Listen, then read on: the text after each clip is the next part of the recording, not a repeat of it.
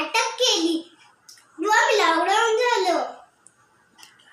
त्यावेळेस मी मेरी कहाणी